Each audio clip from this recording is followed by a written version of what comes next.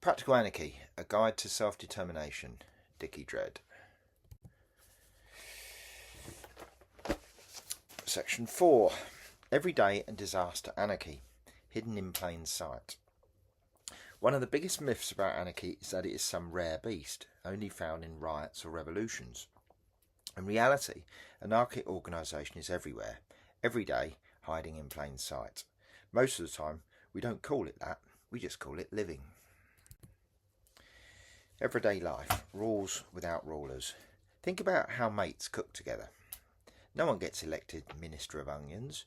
You just muck in. Someone chops veg, someone stirs the pan, someone sets the table. Disagreements? You talk it out, swap jobs. That's not chaos, that's anarchy. Colin Ward called it the seed beneath the snow, the everyday cooperation practices that persist even in a world dominated by states. You see the same on building sites, village fairs, in local allotments. Buildings, people set rules, follow them, bend them, negotiate them, all without bosses hovering. As David Graeber pointed out, most of our social life actually works anarchically. Contracts, rules and laws only stepping at the edges. The state takes the credit, but ordinary people do the work. Festivals make it obvious. Look at a rig crew setting up in a field. There's no central manager with a clipboard. Jobs get done because people know what needs doing. Wires get taped, speakers stacked, tarps pulled. When the Jenny cuts out, no one calls a government hotline. They sort it out themselves. Outsiders might call it lawless, but inside it's deeply ordered, just not ordered from above. Squats, co-ops and travellers' camps.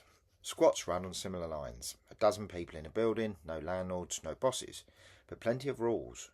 Who cleans, who cooks, how long guests can stay, how to deal with conflict. If you've ever sat for a squat meeting, you'll know it's anything but lawless, sometimes painfully so. Consensus decision-making can take hours, but it's proof that people prefer to argue their way forward rather than hand power to a ruler. Traveller camps too. From the outside, councils mutter about illegal encampments and anarchy. On the inside, there are clear agreements: who parks where, how kids are watched, how resources get shared. Problems get sorted through conversation or, if necessary, moving people on. It's rough, imperfect, but it works. That's anarchic order. Food co-ops and housing co-ops are another example. No managers, just members making collective decisions. Supermarkets call that chaos. Shoppers call it cheaper veg and fairer rents. Disaster anarchy, solidarity when systems fail. The really striking cases come when official institutions fail. In disasters, when the state's promise of order crumbles, people often self-organise with remarkable speed. After Hurricane Katrina in 2005, official agencies were slow to act. The media showed images of looting and anarchy, but on the ground, mutual aid groups like Common Ground Collective formed to provide food, water and medical care. Graeber called this everyday communism, people simply doing what needs to be done without asking permission. In the UK, when Grenfell Tower burned in 2017, the council response was sluggish and confused. Who stepped in? Local people. Within hours, volunteers were coordinating donations, housing, kitchens. Journalists called it spontaneous community response. They could just as well as call it anarchism. During COVID-19 lockdowns, the same pattern repeated. Mutual aid groups mushroomed across the UK. Strangers shopped for each other, shared medicine, checked on the vulnerable. No one waited for government instructions. People built systems of care from scratch. As Chomsky reminds us, anarchism is not a system but a tendency in human thought and action. And that tendency appears whenever people look after each other without rulers. And look at small examples in everyday crises. A car crash before the ambulance arrives. Neighbours pulling people out of a flood. No leaders, no state, just humans acting. That's disaster anarchy, and it happens far more often than Hobbes's old tale about everything being nasty, brutish and short would have you believe. Why we miss it? Why don't we call these things anarchist? Because the word's been poisoned. When people work together without rulers, the press calls it community spirit. When the same thing threatens power, it's called anarchy, in the negative sense. Ward argued that anarchism survives precisely because it hides under other names: cooperation, self-help, mutual aid. The state doesn't want you to notice. If we recognised how often anarchy works, we might ask why we keep paying taxes for rulers that fail us. Better to keep the myth alive. Without authority, there'd only be chaos. Missing a section here, sorry, but I'm going to read it. The section's called Everyday Anarchy as Foundation. The truth is the opposite. Everyday anarchic practices are the foundation of social life.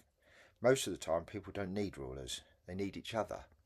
The burden of proof, as Chomsky says, is on authority. If you want to rule, prove why it's necessary. The evidence from kitchens, squats, camps, disasters, floods, fires, pandemics, all points the other way. We can order ourselves. We've been doing it all along. Section 5. Anarchy versus Socialism. Same family, different vibe. One of the most common muddles people make is mixing up anarchy with socialism. Sometimes they treat them like twins, sometimes like bitter rivals. The truth is messier. They're in the same family, but they don't live on the same bus. Socialism, the state as a tool. Socialism is, in the broad sense, is about collective ownership. Instead of a few bosses hoarding wealth, the means of production, the factories, the land, the energy, belong to everyone. Sounds good, but here's the catch. In most versions, the state is the tool that makes it happen. Laws are passed, industries nationalised, policies rolled out. For many socialists, the state is like a neutral engine. Put the right drivers in charge and it'll all take us somewhere fairer. That's why dictionaries tend to give socialism a polite definition, a system of social organisation based on state or collective ownership and regulation of the means of production, distribution and exchange for the common benefit of all members of society. No scary words like chaos. No headlines screaming socialism in the streets. The state feels comfortable with socialism because in most forms it keeps the state intact. Anarchism. The state as a trap. Anarchism says, hold on a minute. The state isn't neutral, it's domination. It doesn't matter if it's run by kings, presidents or people's committees. Its logic is the same. Rules are imposed from above, enforced by police or bureaucrats. Power always trickles upwards. So, while anarchists share socialism's critique of capitalism, the exploitation, the inequality, they break with the socialist faith in the state. For anarchists, using the state to achieve freedom is like using a cage whilst teaching a bird how to fly. Family resemblance, libertarian socialism. Still, the overlap's real. Many anarchists call themselves socialists too. Libertarian socialists is a common label. They share the dream of collective ownership, of equality, of dignity for all, but they insist it must be done without rulers, without a state.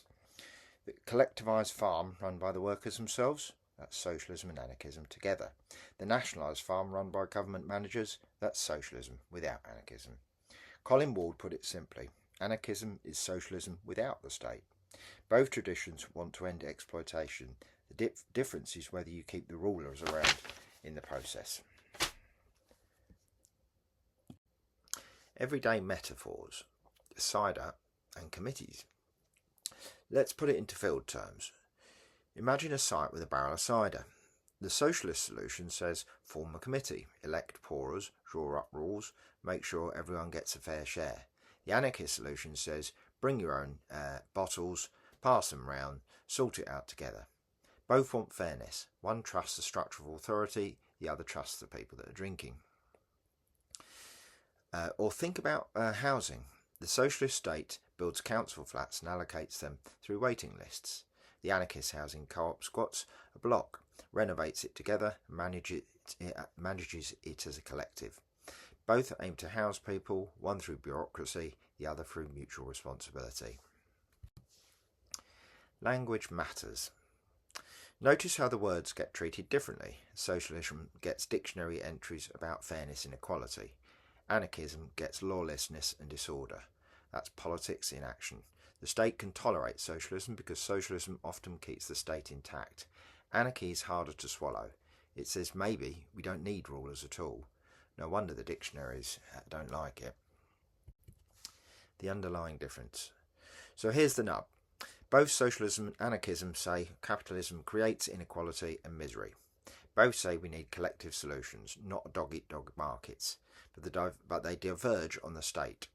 Socialism, in its mainstream forms, says use the state to build fairness. Anarchism says the state itself is unfairness, so building on it will never work. The distinction is sharp but not hostile. They're cousins. Sometimes they clash, sometimes they collaborate, but conceptually it's the state that divides them. Why the distinction matters. It matters because when people hear socialism, they often think of free healthcare, social housing, education. When they hear anarchy, they think of fire and mayhem.